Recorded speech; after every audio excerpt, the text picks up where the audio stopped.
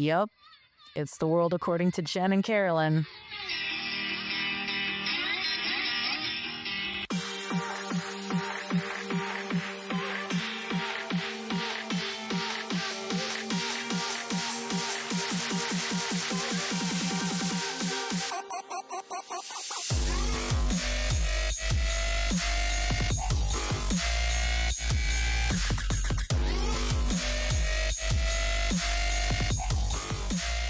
Hello, Carolyn. Hello, Jen. Take two. We have these really sensitive microphones. They're probably more professional than we are. So we're taking two because every time you move and you type, it literally sounds like a Royal Rumble. My back is all busted, so it feels so good to have. We walked 4 miles in boots. Yes, that's very true. So we went to the 175th St. Patrick's Day Parade. Now, my husband and I go every year because my husband works for a union. They are in the parade. This year, we dragged Auntie Carolyn along. We had a wonderful time. It was fun. Sunny. It's a rare, like 70+ degree day in San Francisco. It was beautiful. We had a great time. No weird Nothing. Shenanigans. Good vibes only, bro. Everybody was friendly, personable. We made some new friends. We shopped local. Yeah, shout out to Bay Street Goods. Yep. Check out my new 415 hat. That is a sweet ass hat. I love the color too. It's gorgeous. I love the color. Very nice. But yay, them. I need to shout out the place where I got the perfume and I cannot remember. It's Monterey. I think I took a picture of it. Okay. They are based in Monterey. They make their own fragrances. I bought something called Pebble Beach. It's like the whitest thing I own. Yeah. Is it Monterey Perfumery or? I don't know. Okay. Oh man, next time we will shout them out. Shout out was prepared. Yes, I am ill prepared, but I do love the way I smell. So yeah, it does smell really good. I will shout them out next time because they are wonderful, and I love a good local small business. And it sounds like there's an earthquake upstairs. I love anyone who could make patchouli not smell like a dirty hippie. Right. Ordinarily, I hate patchouli, but the patchouli infused shit, it was wonderful. White people. Yes, I know. That's very white. Let's talk about patchouli and handcrafted perfumes. Anyway, that's not what we're here to talk about. Quite the opposite, actually. We're talking about the lonely path to violence, understanding the loneliness epidemic and political radicalization. So this is important, y'all. We touched on this briefly, maybe in the last episode. That was like the genesis of this idea. And so we want to dive into something that's often framed as private pain, but may actually be one of the most significant public health and political threats of our time. And we're talking about loneliness. So we're not talking about loneliness as a vibe, like, oh, I wish I had lunch plans today. No, we're talking about chronic social isolation, the kind that literally alters your brain chemistry. So it distorts threat perception, erodes a person's sense of being and meaning and belonging.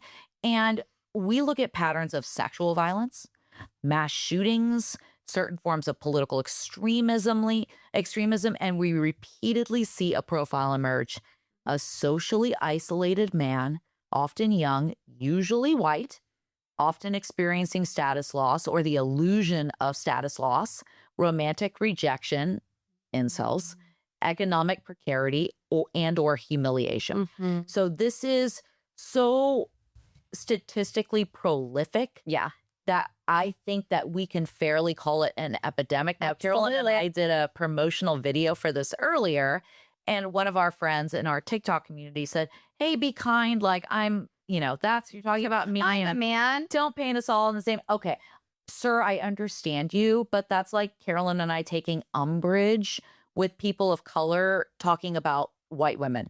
Whereas me and Carolyn are like, yeah, dude, white women are the worst.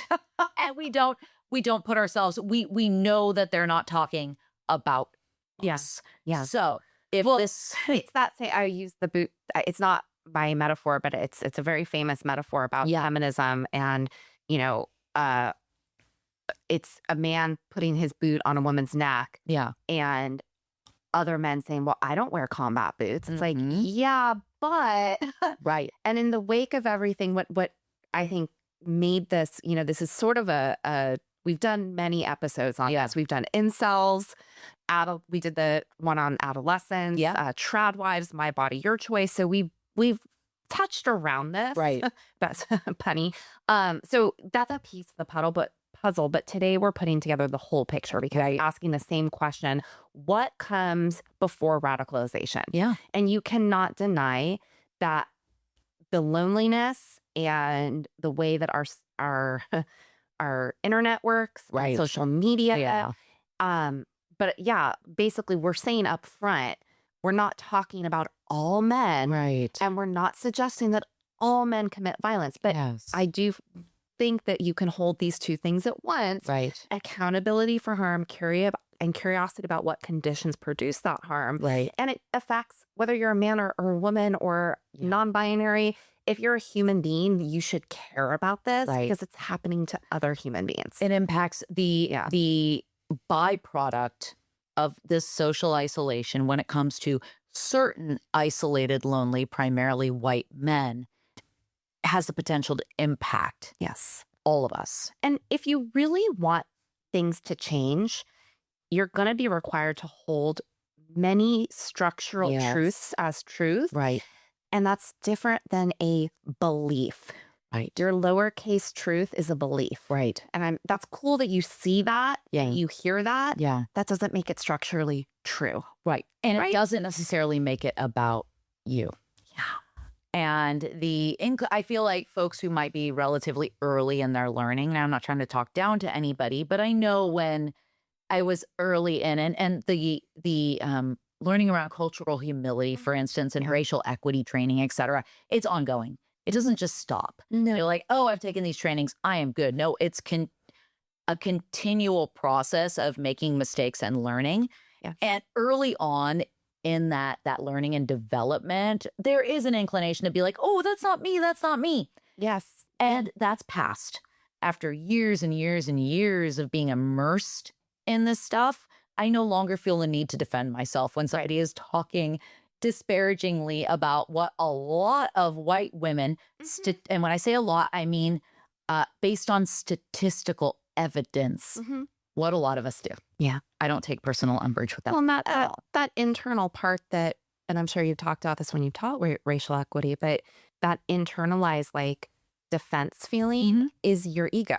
Right. And so when you're learning something, your ego has to die a little bit in order to grow. We actually don't go that deep, but it is healthy. And it's also a normal reaction. It's a normal reaction. And it also, too, particularly when it comes to racial equity, a lot of the things that if you learned things that are negative and contrary to equity principles, a lot of that comes from your family. Yes. And to question those beliefs means to question people that you love and hold in high esteem. And that is very challenging. Yes. But you can simultaneously love those people and question what it is that they taught you and also say, this is wrong.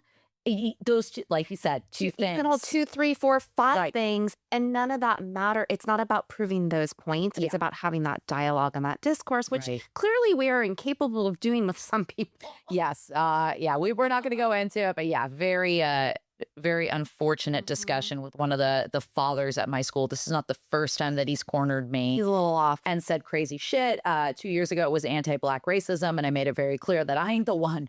Wrong white lady.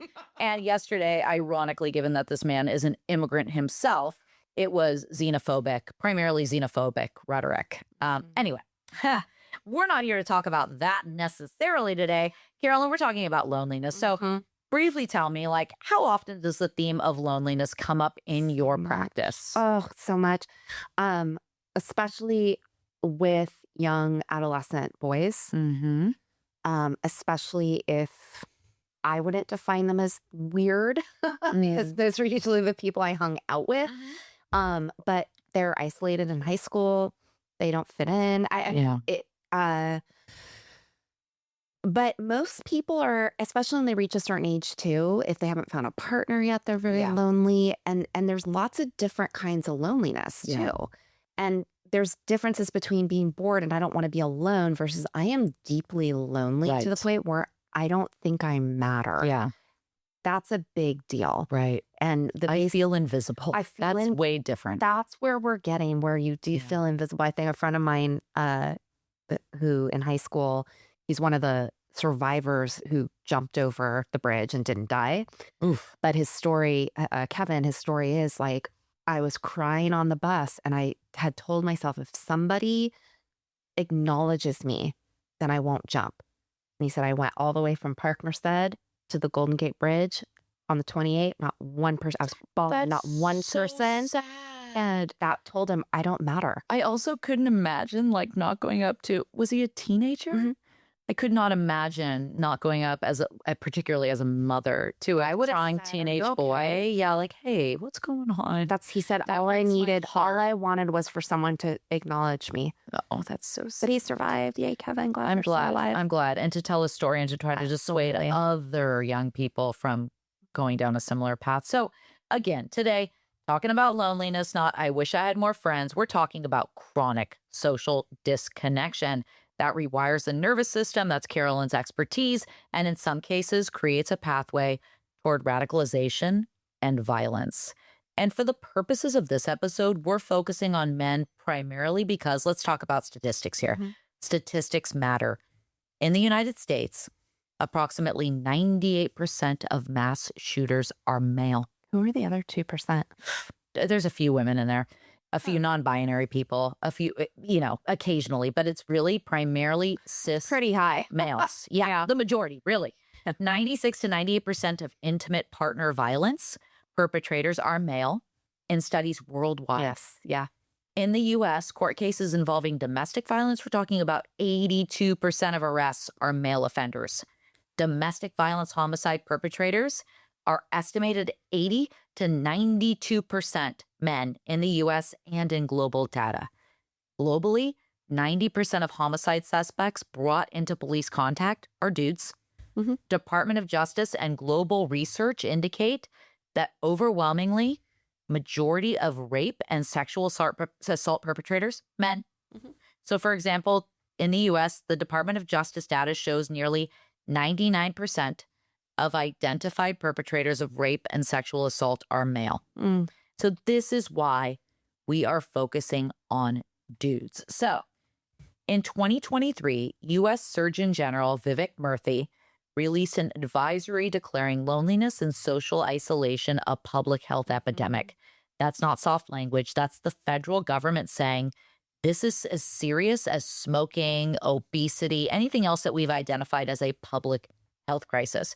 I think racism belongs in there as well. And the same year, the World Health Organization established a commission on social connection, which tells us this isn't just an American issue. This is global. Yeah. So here's the harder question. What happens when loneliness doesn't just hurt, but becomes politicized? Now, Carolyn, start us off with some science. Sure. What happens when loneliness is a literal biological threat? Yeah. All right. Help me with this last name. A psychologist, John Cacioppo. I'm like, Cacioppo? Cacioppo? I think. I don't know. I'm the worst Italian American person ever. John Cacioppo. There you go. Favorite food. He and his colleague William Patrick wrote Loneliness, Human Nature and the Need for Social Connection. Their research basically changed how we understand loneliness. So he found that loneliness is not just a pure emotion. It's a nervous system event. And when someone feels chronically excluded, their brain, and it's more likely that in our reptile brain, your amygdala starts firing, and that same threat detection circuitry, it's the same as physical danger. It's not gonna know the difference. You're gonna get the same neurobiological endorphins and chemicals that you would if you were actually being chased by a tiger. I hate when people say a saber-toothed tiger. I'm like, that's too long ago. I know, but we haven't been chased by anything in a long in the Presidio. That's true. That could happen. Or a rabid coyote. That is some shit that we could potentially face weirdly in San Francisco. Yes, absolutely. So here's something even more striking. Social pain lights up the same neural regions as physical pain. The same reason we know that during a breakup or during grief, you're physically in pain. Yeah. There is a pain response. Exclusion hurts. It's evolutionary. And if you don't fit in, you're going to die in your pack. Right. And so it's to your benefit to survive by being socially accepted. Chronic loneliness keeps someone in sustained sympathetic activation. So that's your fight or flight, but the danger, fight or flight.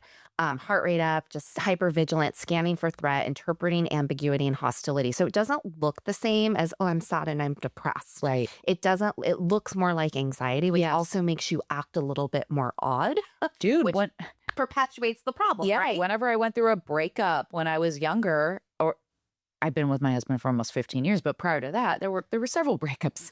And I literally felt like I need to get out and I need to connect. So, see, you're one of those. Yes. I'm a eat a pint of ice cream and watch like old episodes of Golden Girls. Exactly what you're describing, that anxiety and that need to connect and that need to belong is exactly what I felt. Like ringing friends' phones off the hook, being like, where are we going? Let's fucking party. I need to get out there and be seen. Ugh.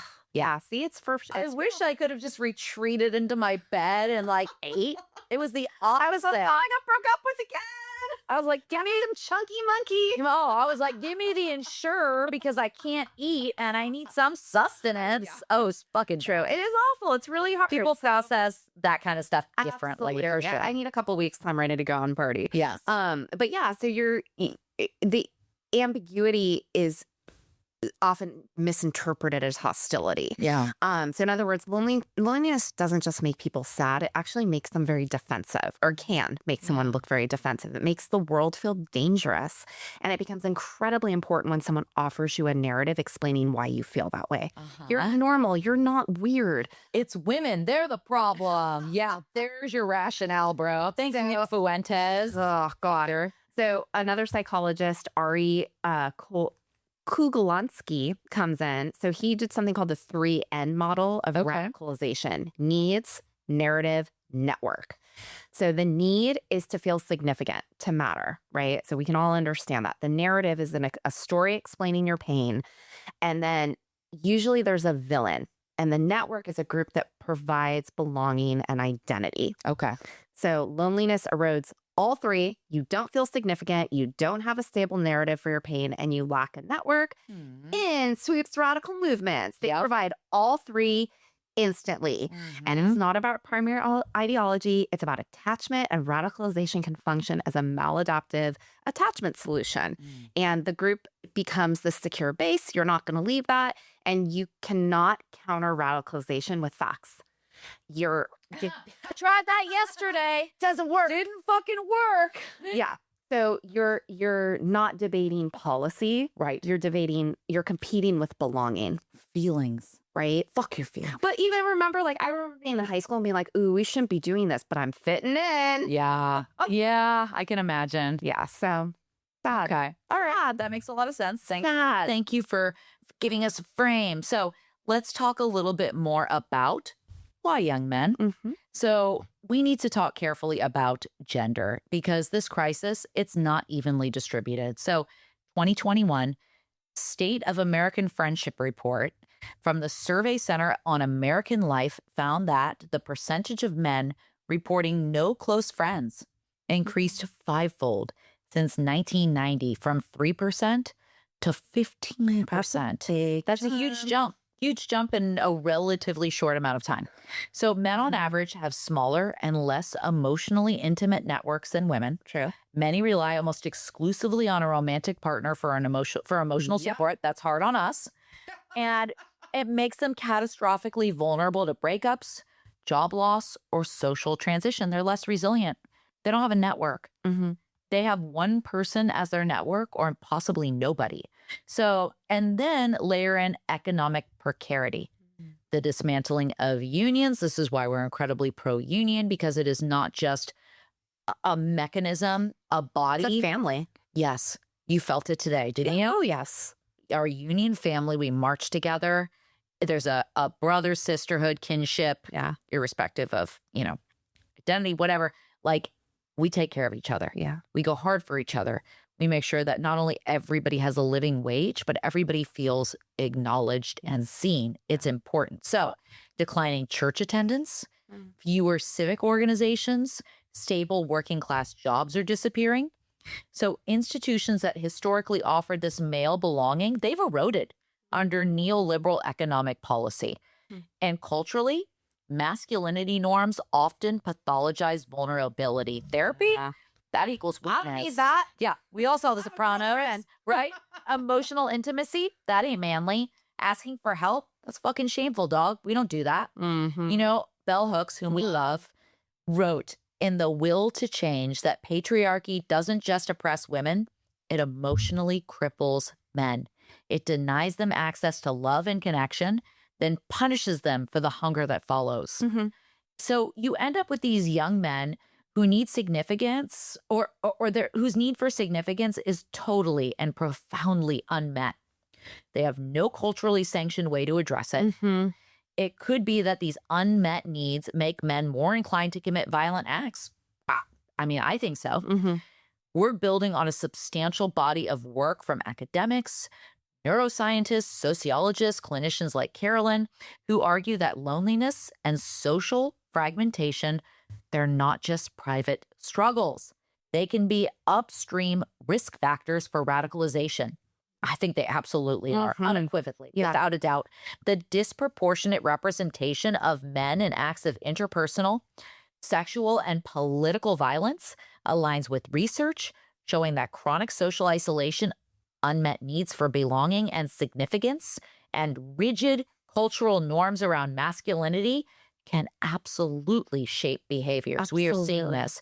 We talked about the manosphere and parasocial belonging in our episode about incels. Yeah. So the manosphere, it's not just an ideology, it's an infrastructure.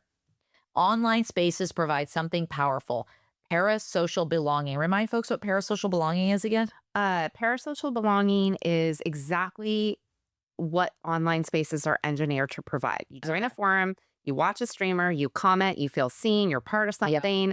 And that's what makes it so clinically significant, because these types of parasocial connections activate real pathway rewards in your nervous system. You're getting dopamine. Yeah. And the brain doesn't fully distinguish between a community that knows you and the community that performatively knows you. Especially if you're already in that state of deprivation, it's going to be even better. Well, now with like chat bots and like somebody is giving you exactly what it is that you need, and it might not even be a person on the other end, dude. Think about what has happened with the male body image.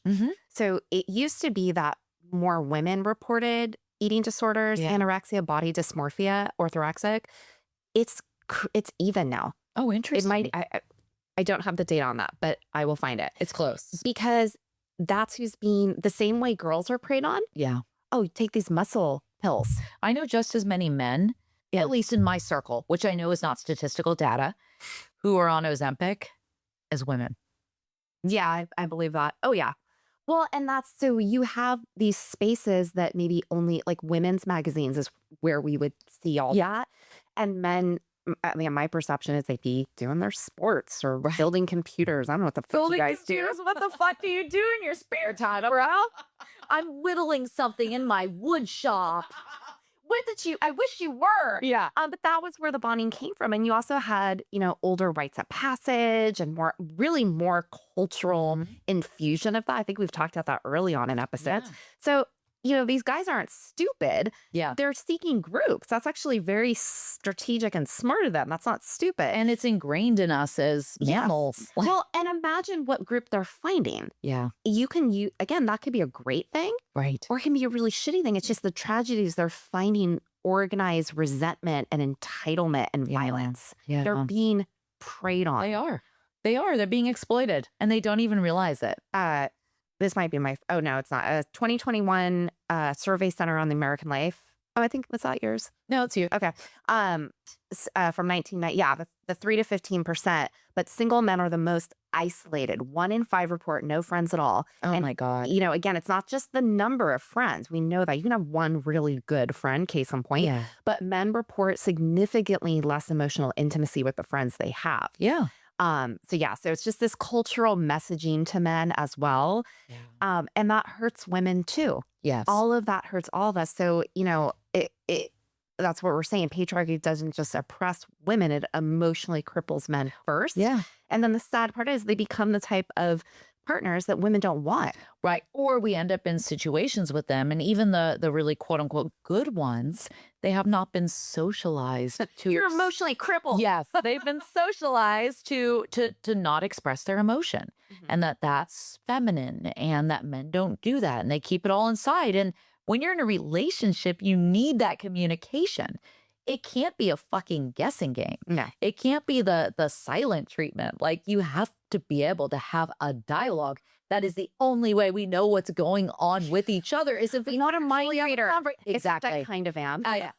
We all are. All of us women are. I'm intuitive. We need to have those conversations. And a lot of men don't get the training that we do, because women are taught, express yourself. Like, you can be emotional. And I don't think that's a vulnerability. I think it's a strength. I think it's a superpower. Well, and when you look at infants, male versus female, girls tend to be looking around at all around them. Yeah. They stare at faces longer. Interesting. It's more of an how much estrogen, how much testosterone, and things like that. But it tends to be more common that boys were more focused on objects, not so much on reading faces. Interesting. Yeah.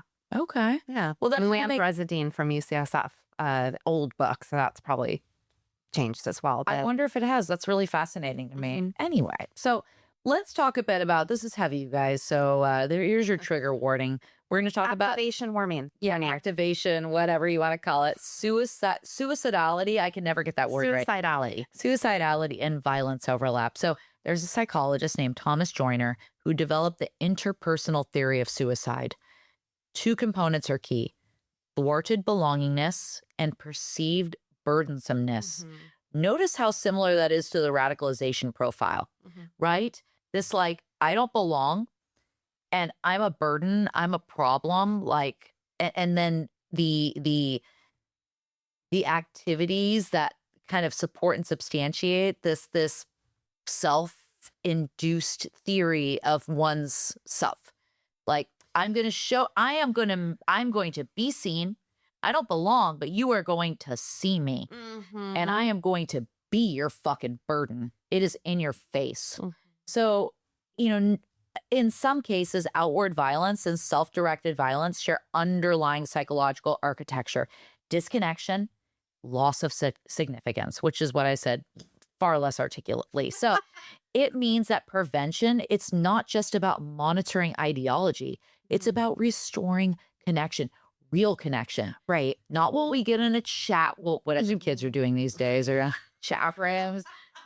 Fucking, like, I don't know, the blogosphere, the manosphere, I don't know. That's not real connection. Right. And it's dark. You can see the difference here clinically. Like, loneliness is a clinical factor in depression. Yeah. But this is a different kind of loneliness. It's a loneliness that is turned outward as anger at who's, rather than as something's going on already. Yeah. I think it's an isolation attachment style from parent to child. Yeah. I think it's feeling isolated from your peers. Right. I think it's also feeling isolated from the gender that you're attracted to and not feeling that you belong. Yeah. That's shit we went through too. Right. But then you add social media and you're seeing, like, can you imagine if you had felt lonely and then you were looked online and all saw all your friends hanging out? Yeah. And you knew they didn't invite you? Yeah. Like, that was shit we hashed out in the cafeteria on Monday. Right. I know. It's just adds a whole nother element. Whole nother layer Yeah. to it. So, it's a very different feeling than just saying, oh, I'm lonely. Am I able to get radicalized? Like, you have to have that sense of, like, almost like there's a narcissistic way of seeing it a little bit, like an indignation, like, well, I am lonely, but it's not my fault. It's your all fault. Yeah. I think that's what there's so many. Hold on. I need water. Yes. A little dehydrated and walking 5 miles in the sun today. There are people, unfortunately, in the social media world, these influencers, whatever. I keep saying Nick Fuentes because he's one of the worst, who are ready to prey upon that. Absolutely. Because he can monetize it. Well, He doesn't care.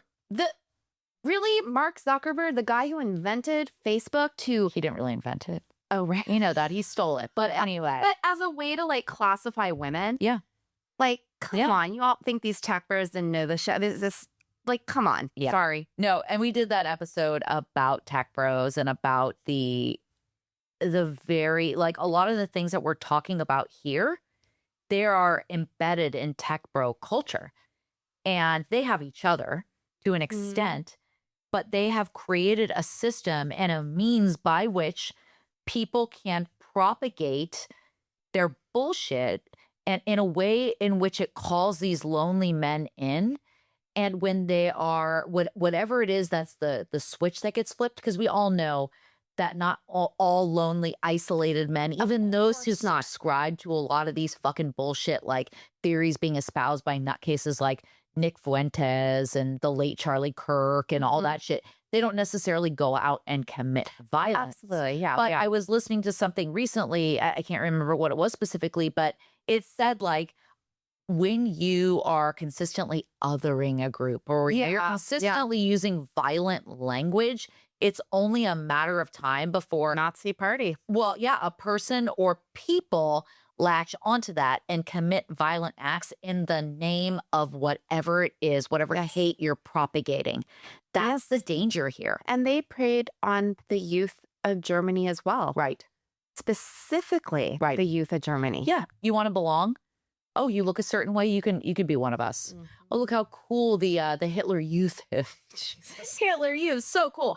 So, talk about a little bit more about going from isolation to radicalization and joiner's theory. Yeah. So this is kind of my trilogy callback, because we're also hoping that you will go back and listen to some of these older episodes, because they are really relevant right now. So joiner's theory reminds us that we should be the worst case scenario of humanity is the sense that you just don't belong anywhere in the world, and that the world will be better off without you, and you unalive yourself. That is a terrible, turnout. I don't want to see that either. But how fucked up is it that that's not what we're seeing? Right.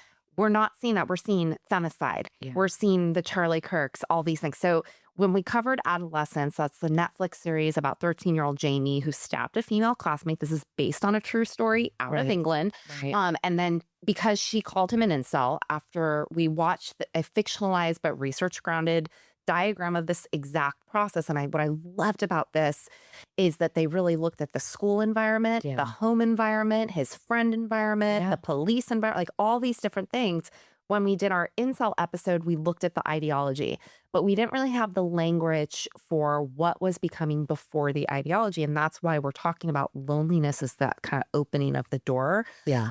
This is a 2025 research study in political psychology by Turkkonen and there we go. Tietjens? Turkkonen and Tietjens. Analyzing sorry, I apologize. I know. Sorry, y'all. You did great work. You did great work. I fucked your names up. So they analyzed radicalization manifestos and found loneliness present in every single case. Oh, wow. Not as a backdrop, but as a mechanism. And critically, radical groups use loneliness as a recruitment tool. Yeah. They identify it, they mirror it back, they offer community as the cure. So this ideology is the price of the admission. And I love this. Enter Turning Point USA, or as we like to call it, TPUSA. TPUSA. T-Pussy. Analyze it. I liked it. The ADL has documented how TPUSI significantly targets young men feeling disrespected and isolated by validating their grievances, offering belonging, and then gradually escalating toward more radical content. And this week, I think Erica Kirk said the quiet part out loud, although I don't think it was quiet from the get-go. Like, oh, really? They're gearing towards white young men? She's like, yup. Oh, surprise. Yeah. But anyway, that's aside. So this pipeline announces itself. And it starts with dating advice. It starts with fitness. It starts with, hey, why we all feel the same way. And here's who to blame. That is directly authoritarian playbook shit, right? Yeah. So 2025 Equimundo State of Men, American Men, report found that over half of men say no one really knows me. And that isolation correlates directly with despair, suicidality, and political radicalization. But here's the like I said, the mechanism underneath it all. So remember when I talked about the 3N model, Yes. the need narrative network? So loneliness destroys all three. You don't feel significant. You have no stable story for your pain. You have no community. Like I said, radicalization offers all three. Yeah. And I cannot stress this enough. You cannot counter a radicalized person with counter arguments. I know. Get that through your head. Well, there's you are no not way. competing with an idea. You are competing with their sense of belonging in these very viscerally powerful nanospheres. Yeah. Yeah. So in 2025, I love how all this stuff is coming out in 2025 too. Well, this is when we're seeing the most dark shit take hold on our society. Lehigh University study found that exposure to the red pill media produced higher hostile sexism and increased distrust of romantic partners, a greater adherence to rigid male role norms, which I don't even know what the fuck that means. Like, what does it mean to be a male norm in this day and age? Well, I think it's whose norm? Well, I think that it's the very stereotypical male. What I'm thinking, I keep seeing Don Draper in my head. But really, right? Yeah. Like rigid male norms. You don't talk about your pain, you internalize it. And that pain ultimately manifests itself in infidelity and alcoholism. You know, that's a good point, because think of when you think about a woman, we have so many different ways that we can individuate ourselves and differentiate ourselves and still, I don't want to say like be defined in a feminine way. Men have to really fit in. Are you a sports guy? Because like I don't think of Don Draper. I think of a farmer. Oh, interesting. I think of like a woodcutter. That is very like, yes, that is a very another like 1950s and current archetype of what a man is, right? You're stoic. You work with your hands. But these spaces that have been traditionally male, like the trade unions, right? Granted, we're seeing more and more women enter the trades, which is fucking phenomenal. And I love it. And also what we're seeing in these spaces that are still primarily male dominated is one of your union brothers or sisters dies tragically, or, tragically, like an accident or by suicide. Immediately they get therapists in there. Immediately they're like, we have people who are immediately available to talk to you about your very justified feelings of sadness and confusion around this person's sudden death. So we are now seeing the entree of things that are really important, have been important to women for a very long time, right? You talk it out. You need somebody to listen. They are now entering into male spaces, and that is so necessary and so important. And it isn't what is it? The text therapy bullshit. Like, oh, I hate that. I know, I do too. Talkspace or whatever. Health, I think, has that. Fuck you, Talkspace, Better Health. But you're actually connecting with another human being who is there and reflecting your pain and taking your pain on and like trying to help you. And men for so long have been dissuaded from doing that. From talking about their feelings. But it doesn't mean they don't have feelings. Of course. And everyone they has feelings deeply. This is why I love my kids. The dude who owns the dojo or whatever it is where my kid does jujitsu. Like sometimes kids will like get like not even hurt, but like stunned, and then they start crying. And he's like, "Are you hurt? Are you okay? Do we need to call 911?" He's like, "Why are you crying?" But he says, "I cry all the time. I'm a very sensitive person." He goes, "This, however, you don't need to cry about this. You're all right. You're going to be okay." Yeah. Like, we're in a safe space. I got you. You're fine. See, what I love about that is the other side of that is the repair and the framing of we also, because of emotion focused things and there can be a little, if your emotions are overrunning you, that's not good either. No. Again, that doesn't mean, I'm like, I stubbed my toe. I stubbed my toe. And I'm like, and Maria's like, what's wrong? What is the matter? Depends on where I'm at my toe. It depends on where I'm at in my fucking cycle. If it's PMS time, I'm going to sob.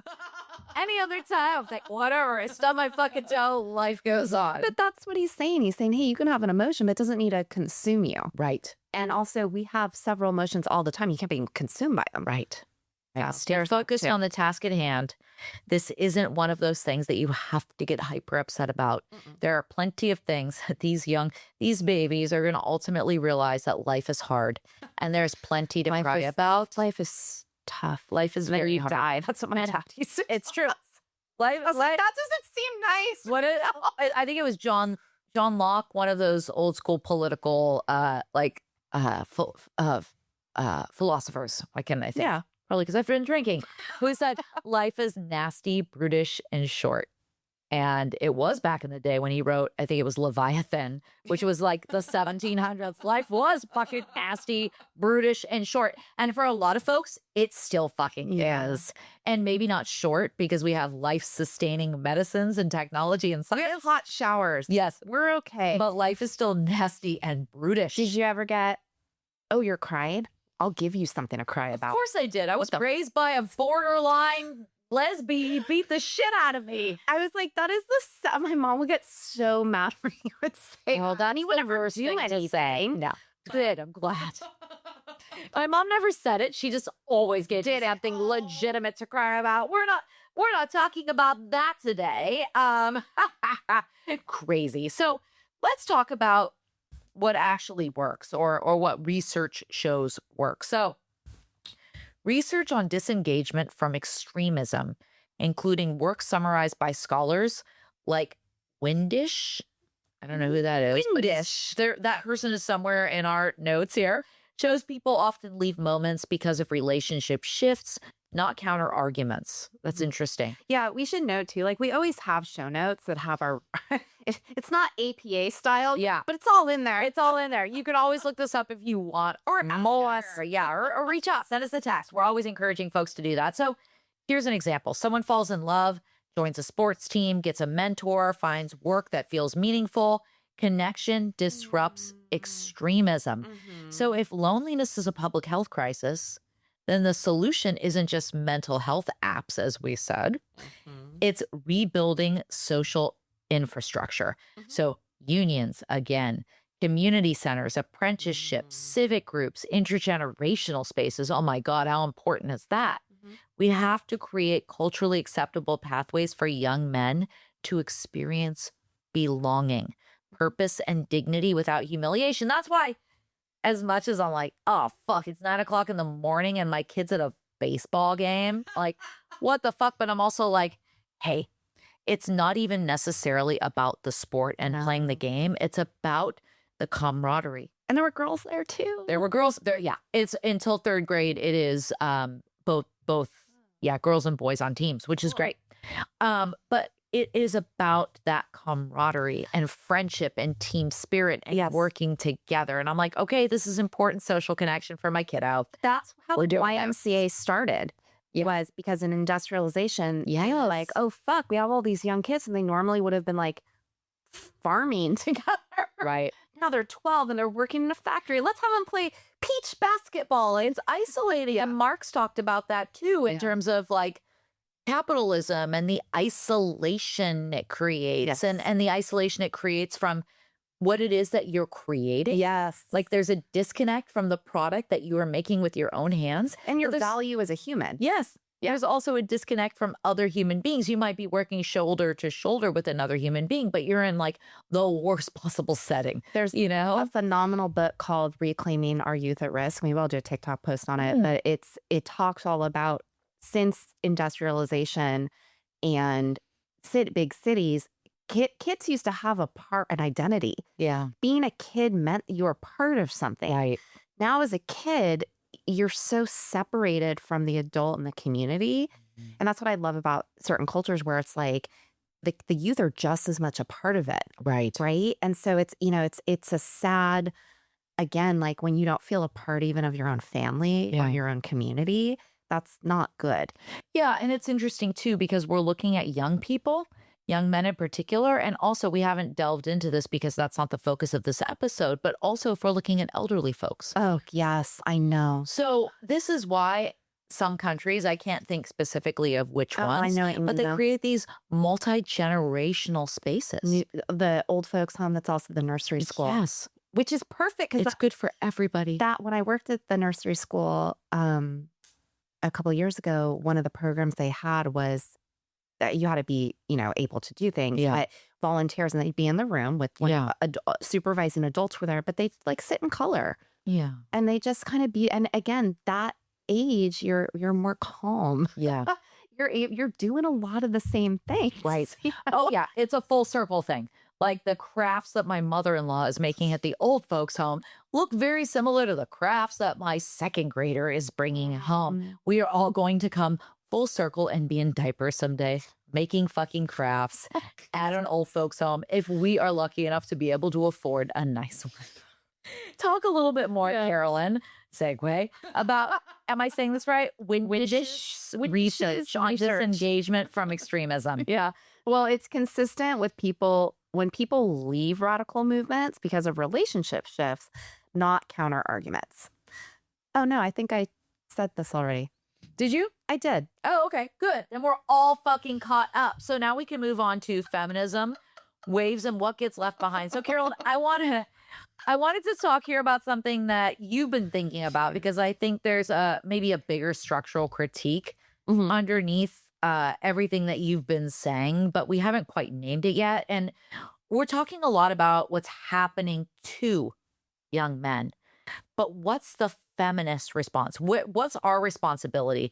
Where's feminism succeeded and where has it stalled? And it's our, I feel, responsibility to ensuring that men are brought along with us and kicked to the fucking curb. Yeah. Well, and again, correct me if I'm wrong here, but the waves of feminism have absolutely done extraordinary, essential work. Yes. Legal rights, reproductive autonomy, workplace equality, sexual violence, but each wave built on what came before. Yes. And I think the feminist movements have largely operated inside fundamentally patriarchal and capitalist framework. And white for the most part. I got a lot of pushback when I did that 3.5% rule. Oh, post. Yeah, I got a lot of pushback on that. And I did a really good video, but someone called me during it and I didn't know that turned the sound off. God damn it. I was like, and I just was like, I can't redo that. Technology. Just lazy. But so fighting for equality within a structure that was never designed to honor connection, interdependence, or care, and communal well-being. That's what we don't talk about enough is the structure itself requires dismantling, not diversifying who sits on top of it. And when I think this is what you and I also mean when we talk about truly matriarchal structure. Yeah. People think feminist means women first. Yes. It actually, a true matriarchal society is children-centered. That makes sense. Right? And is about anthropological and archaeological evidence in societies. And when we see in matriarchal animals species, organized around feminine values of reciprocity, care, kinship, collective responsibility, doesn't just offer women more power. The organized belonging is different. They've built social infrastructure that have prevented the kind of isolation that we're seeing now. Yeah. Colonialism didn't just displace indigenous people. It systematically dismantled communal structures that had sustained human connection. Yeah. And capitalism replaced them with individualism, competition, productivity, and measures of human worth. Young men, young women, young children, and I'm even going to go a step further, animals are paying the price, and our earth is paying the price for that displacement. Right. And until feminism itself is going to grapple with that structural level rather than just representation, I think we're going to keep I want something new. I agree. I agree 100%. And I'm really trying to harken back to my Marx teachings around alienation. And it's been so long since I've read the Communist Manifesto. Get back on that, girl. I know, multiple times. But that alienation, right? Like, and Marx talking about alienation from the product you're creating, like, There's so few people who are just craftspeople Mm. who are creating, like folks on Etsy who are like, I made this shit. I got a connection to it. Then the commodification comes in, right? Capitalization, like the Timu. Right. Yes. Mass production. Why am I on Etsy and I'm getting Temu fucking spin wheels? Yeah. Oh my God. Yeah. I don't want to spin the wheel. I don't want anything from Timu, dog. But also the alienation that happens from one another. Yeah. Like the alienation that happens within one's own family structure. Yeah. Because everybody is spread so thin. Yes. So, okay, the parents are spread thin Yes. because we're working full time. Yes. And if you have multiple children of different ages, you have one parent going to one thing with one kid, another parent going to another thing with another kid. So there's alienation there from each other. Yes. Why does that exist? Because we have a capitalist system where we have to work our fingers to the bone and we have to work 40 hours a week. And then on top of that, we have to ensure that our kids have a well-rounded education, which means extracurricular activities, which is time consuming, but necessary. And which is no longer embedded into the public school system. And we have no time for leisure. And so we are just running. And then our kids come home and they have homework. Yes. And it's like homework. See, I am a big believer in getting rid of homework. Yeah, absolutely. 100%. It's like, and homework exists, as far as I'm concerned, to create good little capitalists. Yes. So homework, it's like saying, I'm going to my 8-hour day job and then I'm coming home and I'm doing a couple more hours of work. You are basically habituating these children Yes. to working over 8 hours a day in the service of usually some company. Yep.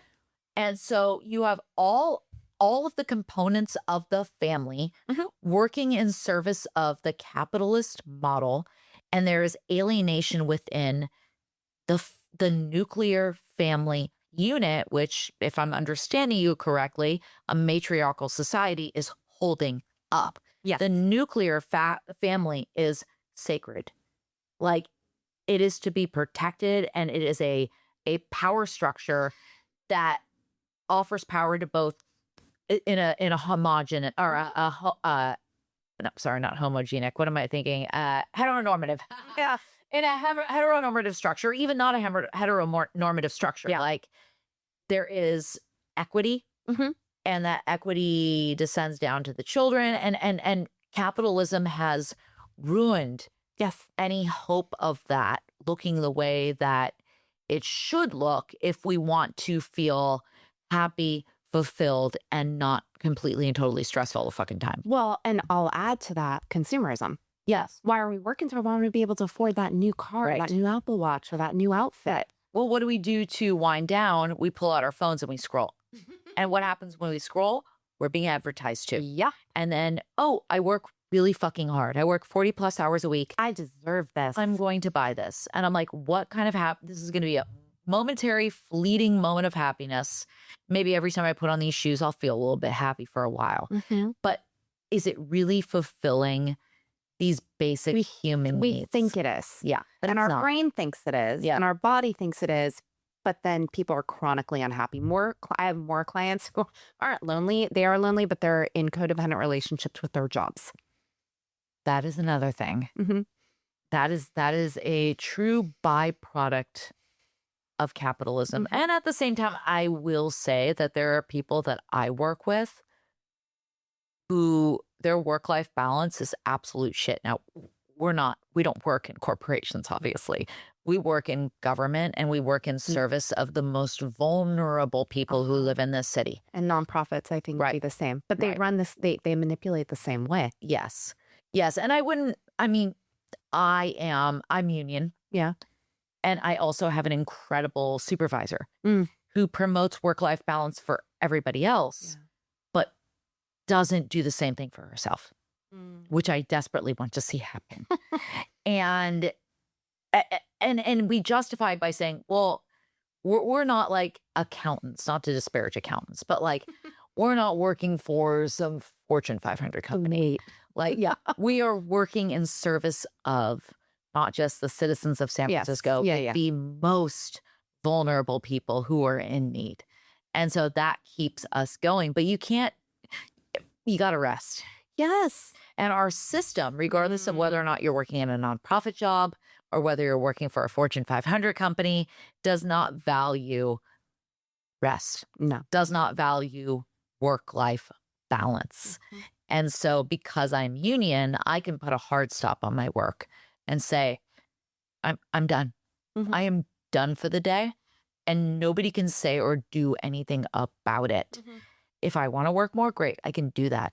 But if I want to say, I've been driving because I have a young child. Yeah. And spending time with my family and being able to take them to these extracurricular activities is incredibly important to me. Absolutely. And so I have to have that balance.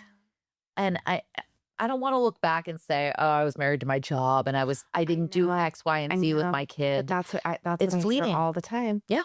It goes so fast. Yep. And so, you know, I think the closer we are as a family unit, the more that we connect, really connect, get off our screens, Yes. Yeah. interact in nature. Yeah. That is, and it's so important because what am I raising? I'm raising a little white boy. Yeah.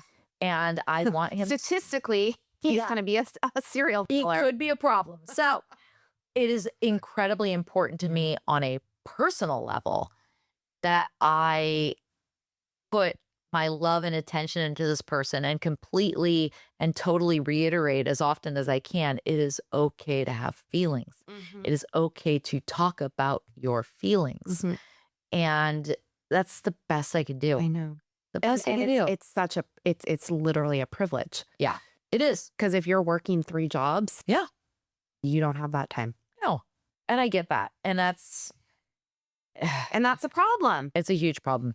And that again, we turn our focus to capitalism and what it creates.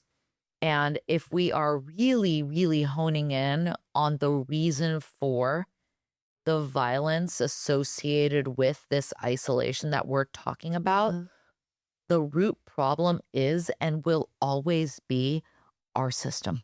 Absolutely. And capitalism, at least capitalism, the way that we practice it in the United States, is the primary problem and contributing factor to these issues, to these outbursts of violence. So anyway, this is why I'm a democratic socialist. Same. Final thought though, loneliness is not weakness. It's not a character flaw or a moral failing. It's a biological alarm system, a signal from the nervous system that something essential to human survival is missing. And when that alarm goes unanswered for too long, people will look for any way to turn it off. So radicalization can function as a maladaptive attempt to turn that alarm off. It offers instant belonging, instant meaning, instant clarity about who is to blame. It converts pain into purpose, and it does so by narrowing empathy, amplifying grievance, and sometimes legalizing harm, or at least legitimizing harm. Pretty sure Legitimize it. I'm pretty sure when it feels like nothing's happening if you do it though. So I mean, shit, look at the legitimization of harm that's going on. And in regard to the Epstein files, we're like, do, nothing to see here. We're like, oh, there's plenty. Don't legitimize this harm. So that's a whole nother question. So if we're serious about reducing sexual and political violence, then we have to stop treating belonging as a luxury or a private lifestyle choice. Belonging is infrastructure. It's public health and it's prevention. So because nobody radicalizes in a vacuum, they radicalize in isolation and then the manifestation explodes in community. that's why this is a fucking cult. Yeah. Well, that's why these folks are so susceptible to joining cults. And the folks who are propagating, blame this group, women, for looking at incels, for why you're in the situation you're in, i.e. can't get any sex, can't get a girlfriend, etc. Go get your fleshlight and be a normal person. Right? Just go fuck some inanimate object, man. Y'all do it. Like, they're normalizing this. Yes. And so then that becomes their community. And that is incredibly problematic. We don't want these socially isolated young men to glom onto these false communities that propagate hate and encourage violence. I don't. You don't. Seems like 50% of the population knows. Yes. Oh no, our gas prices are too high. I know. I don't Shut think the fuck up. they don't think too deeply, unfortunately. And not to minimize their intelligence, but I don't know. Having this sort of discourse with anyone I can think of who voted for Trump, I don't think it would be very effective. You're a dummy. Yeah. You are a dummy. Yeah. I'm sorry. I will call that one out. Yeah. Yeah, but I know plenty of it. There are also plenty of educated people who voted for Trump who is propagating these ideologies and who has all these adherents who propagate these ideologies like Charlie Kirk. They You're will never get emotionally this. done then. Yeah. Like something's missing in you. Yeah. Or you care solely about money and your taxes, and you know that by voting for this person, you're going to pay less taxes, yet you don't care about the destruction of our democracy and humanity, et cetera. I'm reading the 22 Cells of Nuremberg. Yeah. And almost each one of the Nazis that this doctor did IQ tests, they were all like geniuses. Intelligence does not mean humanity. No, it doesn't. In fact, sometimes it's the opposite. Yeah. Scary shit. So Anyway, we want to reiterate that connection, real embodied, accountable connection, may be one of the most powerful violence prevention strategies we have. Connect. I used to be on the board of this organization called Peer Resources, which is embedded in the public schools. And the primary tenet of this was we are going to train high schoolers to be peer mediators. I did that. Did you? I was in conflict resolution. Yes. Conflict managers. Conflict managers, right? That's when I decided I want to be a therapist. See what happens? Honestly, like all of these young people are invested. Yes. They have a guide, but they're invested in helping each other transcend challenges. And they're more likely able to listen to a peer. Right. Youth Court was a program Don Carney up in San Rafael, YMCA did, and it was all youth offenders who were judging other youth offenders. Amazing. And passing sentences. Yeah. And they were sometimes they're like, that's kind of harsh. They're like, no, they got to do it. But then they also connect with San Rafael PD and do these camps. Yeah. In the summer. Anyway, I don't know if he's still doing that. I don't know. That sounds really fascinating. But anyway, like we absolutely have to wrap our arms around these folks to the extent that we can. Yes. Some of them are very prickly and resistant to a hug. But metaphorically speaking, but we have to keep trying. Yeah. And so if your inclination is to be like us, ew, I don't want to be near these weirdos. It's hard, but try. Yeah. Especially if they're young. Yeah. But not like weird. Don't be weird. Don't be creepy. Don't be creepy. That's our final thought. Don't be a fight. Don't be creepy. Yeah, just don't be creepy. Anyway, y'all, we appreciate you listening. We You can do. always find us on TikTok, where we have a very large community now, or a decently large community. 8,000. Almost at 8,000. We keep saying that.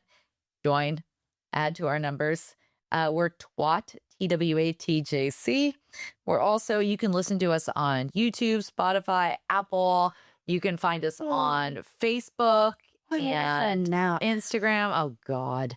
I don't even know what a name is. Anyway, I'm going to go upstairs and cook dinner for my family because that's what moms do.